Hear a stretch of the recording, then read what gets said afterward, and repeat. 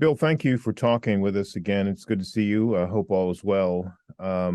Lots been going on in Ukraine with the war. Of course, there have been many developments in Russia, but there's been some developments here in the United States too. You know, one of them, I'm not really quite sure which box to put this one in, but it was the death of Dan Rappaport, who is someone you know, and he's pretty well known Latvian American businessman who is an anti Putin critic. Talking with police and authorities here in Washington, they say they don't suspect any foul play, but they say an investigation is underway. So, first, I'd like to get your thoughts about Mr. Rappaport's death, and then perhaps look at other possibilities for it. Well, I knew Dan well. He was very active and visible in the financial markets in Moscow when I was there. He was one of my brokers, and he's also a friend and a ally in opposing Putin. He was very outspoken about Putin, very critical.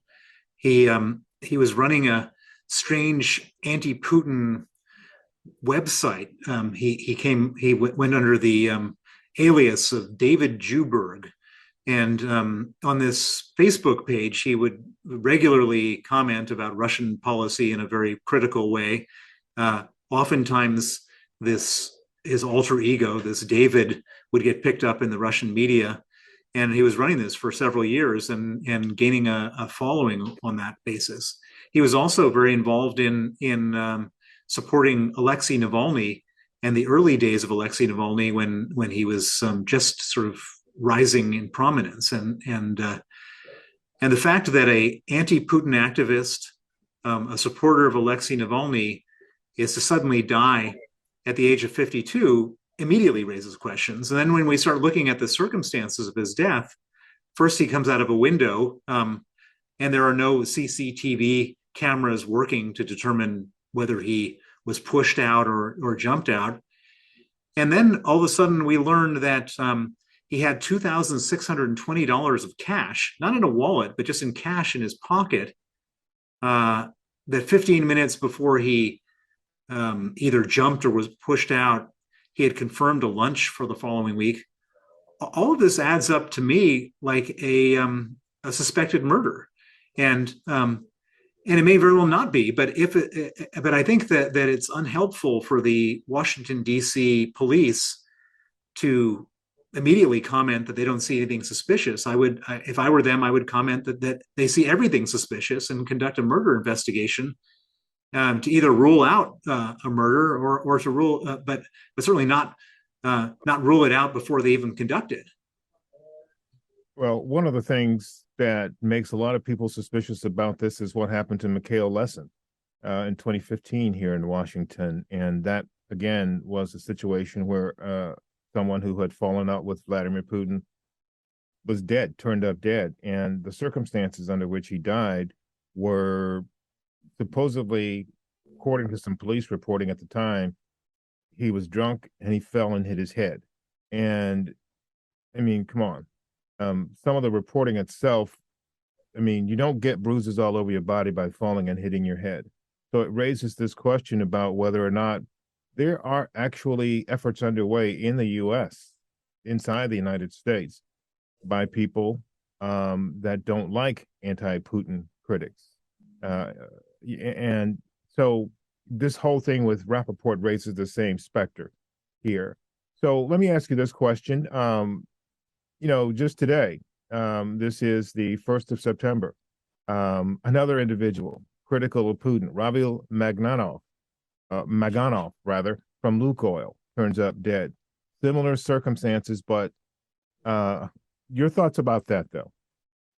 Well, the chairman of Lukoil, who also supposedly either jumped or was pushed out of a window, I think we need to separate out that from the Rappaport situation.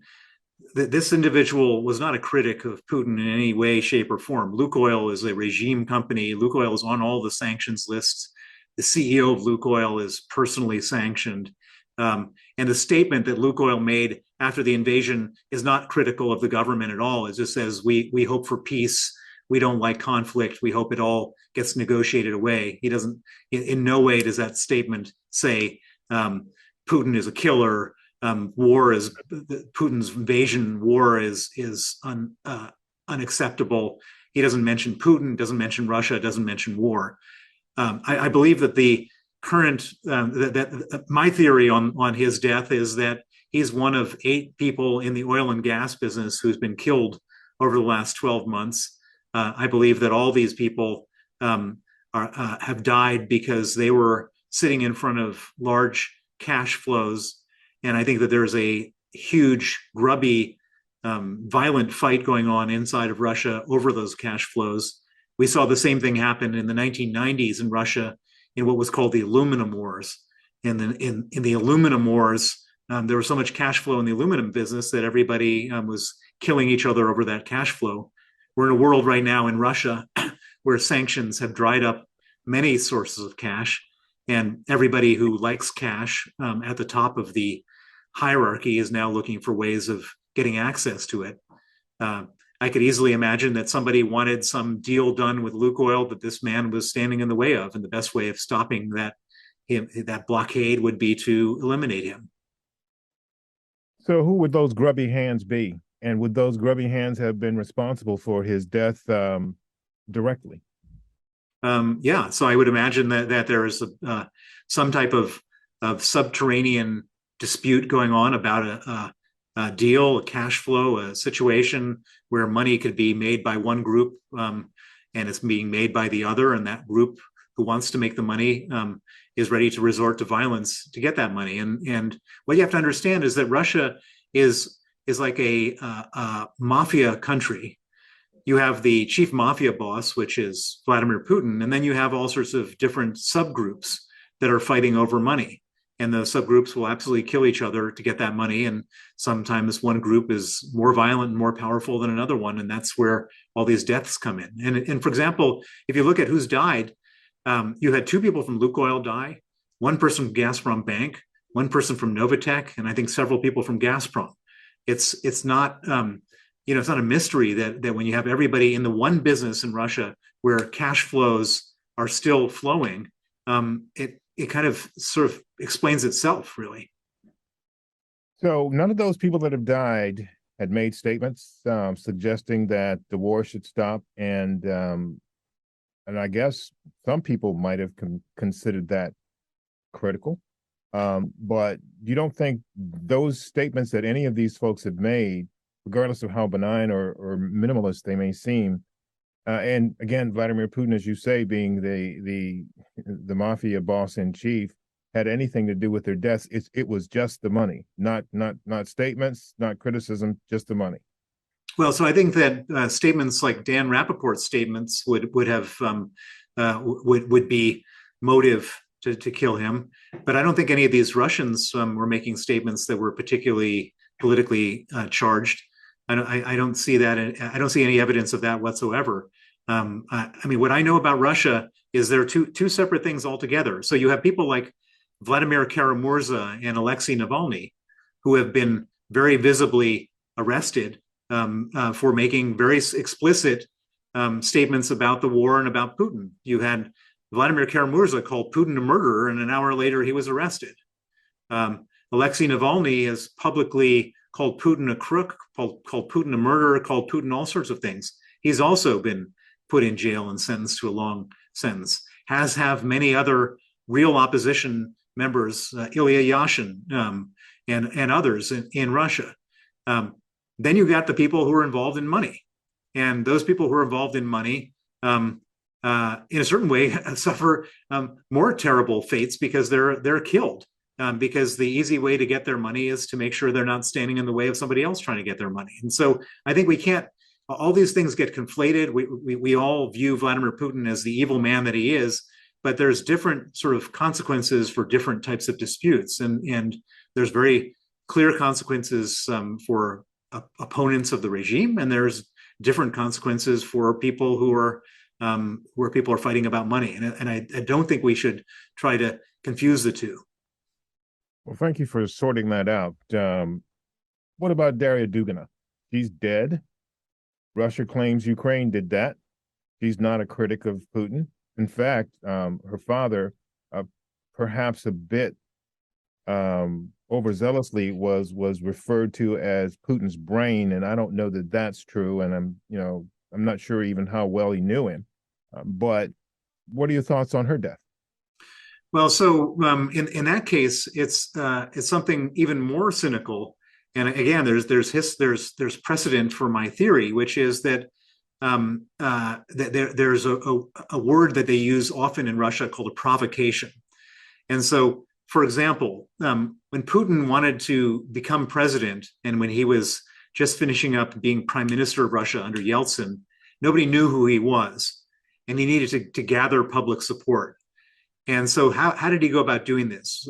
Putin was responsible for sending in the secret police, the FSB, and to blow up apartment buildings in Russia, in Moscow, and killing about 500 people, blaming those apartment bombs on Chechen terrorists, and then starting a war against Chechnya, which then led to his popularity and him being elected in a democratic competition. And so he is ready to kill his own in order for his own to bring his own purposes. So here we have a situation. Russia is losing the war in Ukraine. Russia needs, at the moment, they call it a special military operation. They don't even call it a war. They're not able to increase the size of their army at a time when they've lost 40,000 soldiers and another 40,000 are disabled. And so they need more soldiers. How do they go about getting more soldiers? Well, they need to get everybody in Russia angry at Ukraine. And so what do? They organize the assassination of a sort of well-liked symbolic figure, not the father, but the daughter. And I believe Putin was responsible for this. And then they can blame it on the Ukrainians. And then shortly thereafter, they then said, this situation is getting more extreme. We need more troops. They then justified another 200,000 people being drafted into the army. And so I believe that murder is all about Putin setting a narrative. And I think this is not the end of this narrative. I think that there'll be more atrocities committed in Russia, blamed on the Ukrainians, to get Russian public opinion around an escalation of the war effort. What about the actual killing itself of Dugina? What element of Russian power, the Kremlin, do you believe committed it? Did it?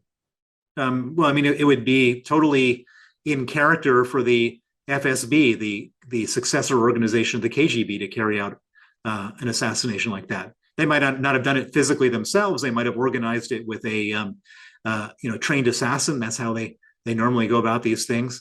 But this has all the hallmarks of a KGB plot to generate negative public opinion against Ukraine, so that they could continue to advance their war efforts at a time when Russia is losing. I've heard a couple of other scenarios, and one was from a former CIA, very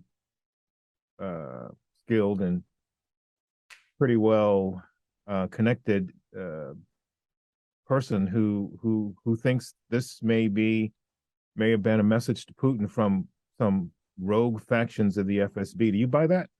I don't buy that for a second. I don't think there are any rogue factions in the FSB, because if there were, so Putin is an extremely paranoid man. You've seen him sitting at the edge of 30-foot tables and sitting in bunkers and all this kind of stuff. He is so worried about dishonesty, disloyalty. He's looking for it. He's trying to create it, and he's looking to arrest people who he thinks are disloyal, kill people who are disloyal, and any chance that there's any kind of disloyalty in the ranks, he is trying to root out right now. And I don't believe that for a second. Yourself, for several years we've spoken about your situation, and you've written about it too, how the Kremlin and the Putin regime have tried to get you. Haven't heard a lot about that lately. So, but I don't think for a second that that's changed. Am I incorrect? Are they still making efforts to lure you or take you back to Russia some way? No question. So once they make a decision that somebody is an enemy of the regime, then they switch on a button, and when that button is switched on, then all sorts of people in the regime, in the apparatus, then get to work on going after the enemy. And I'm on that list. They continue to go after me. I mean, look at Salman Rushdie. Okay, he had an Iranian fatwa 32 years ago, and they finally got him a couple weeks ago. My Putin fatwa came out about 12 years ago, and it's probably much more active than any Iranian fatwa against him. I mean, my attacks on Putin are very specific, very direct, and very debilitating compared to what he did. And so I don't think in any way that I'm safe. I don't think in any way I should let my guard down because they continue to pursue me. Has anything recently happened? Well, there's all sorts of little subterranean things that I can't get into because I don't want to share where I get my intelligence from. But yeah, there's absolutely things, plots to lure me to places, et cetera, which I have to deflect. And what I should point out is that most of the stuff they do is not very sophisticated. It's what I would call ham-fisted. If you read my second book, Freezing Order, you'll see all sorts of attempts they made against me. Many of them are like, childish, but they're not dissuaded by their own sort of lack of success. And there's this expression that they only have to be lucky once. I have to be lucky every day, and so I have to be highly vigilant, and I continue to be. Back to Rappaport to wrap this up, to end this. So you think this was very likely a murder? Well, what I would say is I think that murder is the first theory that should be investigated. And once a thorough investigation has been done to either determine that it was a murder or to conclusively determine with evidence that it wasn't a murder, we don't know what it is. But they should rule out natural causes as opposed to ruling it in as the first order of business. Bill Browder, anything you want to add? No, I think we covered it.